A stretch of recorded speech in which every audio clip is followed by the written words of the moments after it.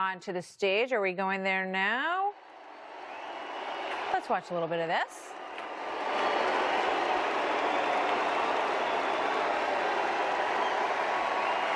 Thing in politics when former primary rivals have to then get together. You're a sniveling coward. Yeah, it's a great American political tradition. I mean, your father was involved in JFK's assassination. Oh yeah, there was that. There was that. And you're the Zodiac killer. But politics are nothing if not pragmatic, right? And at this moment, President Trump needs Ted Cruz to win. He sure does. God bless President Donald Trump. It must really bump. We are living in extraordinary times. Today is the first day of early voting in Texas. And there's a fundamental choice for our state. Do we continue on the road to prosperity? Or do we turn back to Obama stagnation? Do we defend freedom? Or do we give in to tyranny? Do we embrace jobs? Or do we give in to mobs?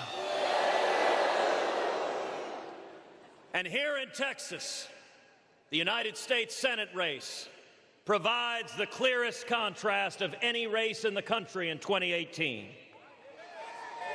We've had a couple of debates with as clear a distinction as anyone can hope for. On every issue, on taxes, I'm proud to have worked hand in hand with President Trump to pass the biggest tax cut in a generation.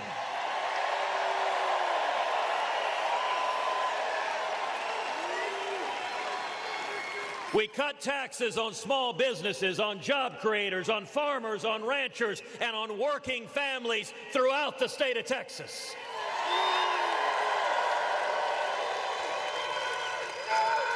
Beto O'Rourke wants higher taxes. Beto voted against the tax cut. He voted repeatedly in favor of higher property taxes. And in El Paso, he even voted for something called a rain tax. I don't even know what that is. But here in Texas, we celebrate when it rains. We don't tax you for it.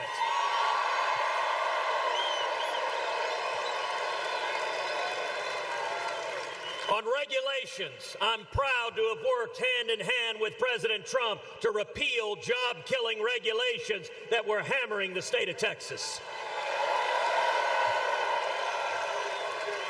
Beto O'Rourke supports higher regulations hammering oil and gas, hammering the state of Texas. In fact, Beto O'Rourke voted in favor of a $10 a barrel tax on every barrel of oil produced in the state of Texas. Now, that is a terrific vote if you want to raise money in San Francisco.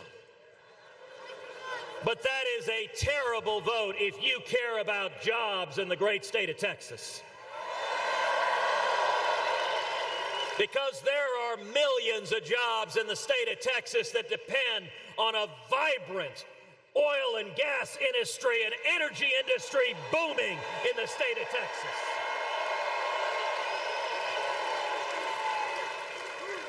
And the combination of the tax cut and cutting job-killing regulations, the economy in Texas is booming.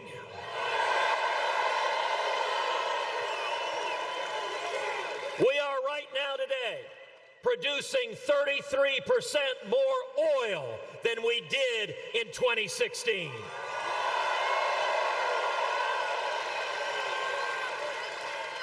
We have the lowest unemployment nationally in 49 years. We have the lowest African-American unemployment that has ever been recorded.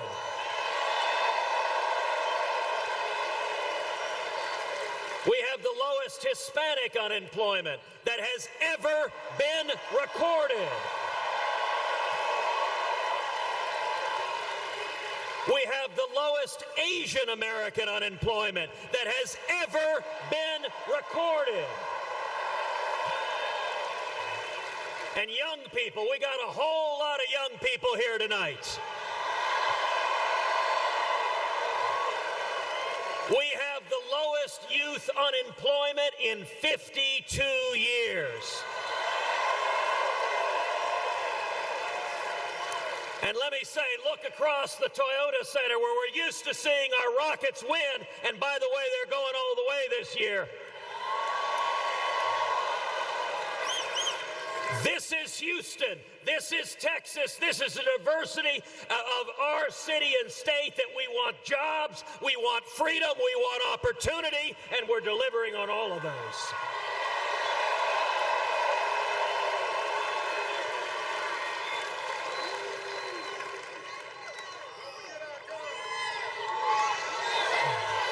We're getting there. We're getting there. On the Second Amendment, I'm for it, Beto's against it. In fact, Beto tweeted out to the world how proud he is to have an F rating from the NRA. Not a D minus, not a D, an F. I promptly retweeted him. Elections are about choices. If you want a big government gun-grabbing liberal, well, the Democrats have given you one. On Israel, today the United States Embassy is in Jerusalem, the once and eternal capital of Israel.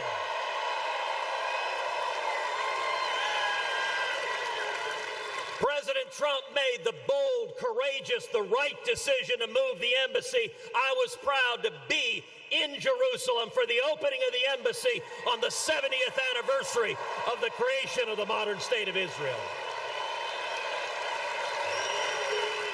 Beto O'Rourke has the most anti-Israel record of any Democratic Senate nominee in the country. Let me give you specifics.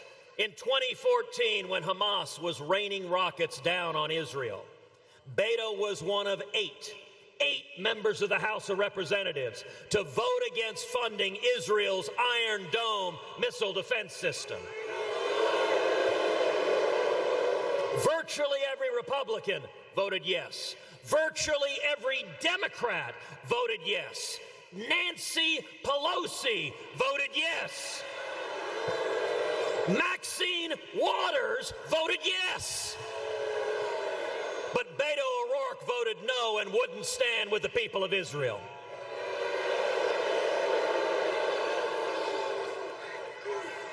On judges, I'm proud to have helped lead the effort to confirm Justice Neil Gorsuch and Justice Brett Kavanaugh.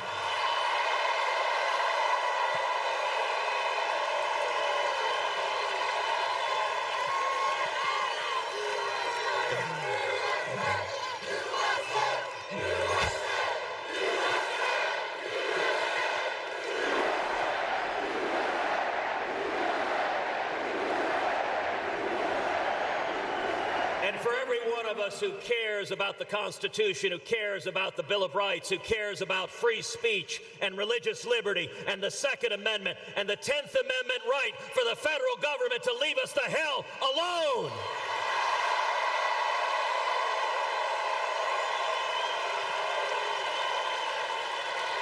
Those judges matter, and for the record, I am not Spartacus. But you can be sure if Beto O'Rourke had been in the Senate, he'd have put on the toga and started the Spartacus circus. That's not Texas. On immigration, there is no race in the country with a starker divide on immigration than this U.S. Senate race here in the state of Texas.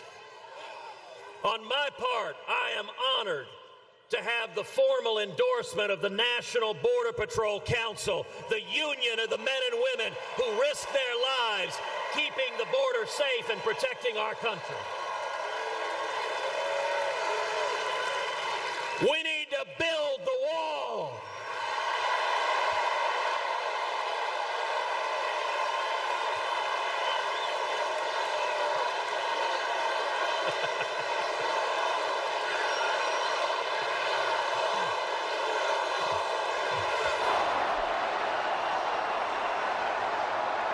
So this is Texas, but Beto not only opposes a wall, but he says we have too many border walls and fences already. We need to tear down the border walls we already have. He supports sanctuary cities. And he has said he is, quote, open to, these are his words, open to abolishing ICE. That is radical, that is reckless, and that is not the state of Texas. Not only this, Beto O'Rourke is the only Democratic Senate nominee in the country to come out explicitly for impeaching President Donald Trump.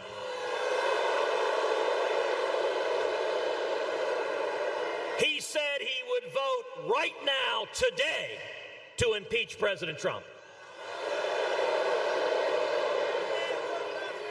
Beto O'Rourke in this state is running to the left of Elizabeth Warren, to the left of Bernie Sanders, and the state of Texas is not going to stand for it. In Texas, we support law enforcement. In Texas, we support our veterans. In Texas, we stand for the national anthem and we have our hand over our heart or we salute if we're in uniform.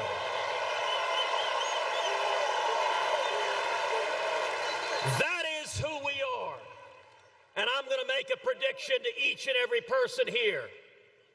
In 2020, Donald Trump will be overwhelmingly reelected as President of the United States.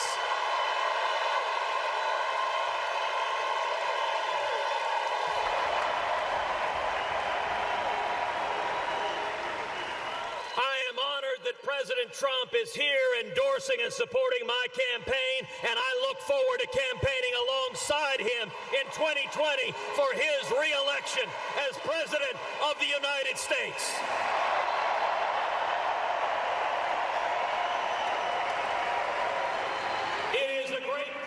Now to have the opportunity to give to you the 45th President of the United States.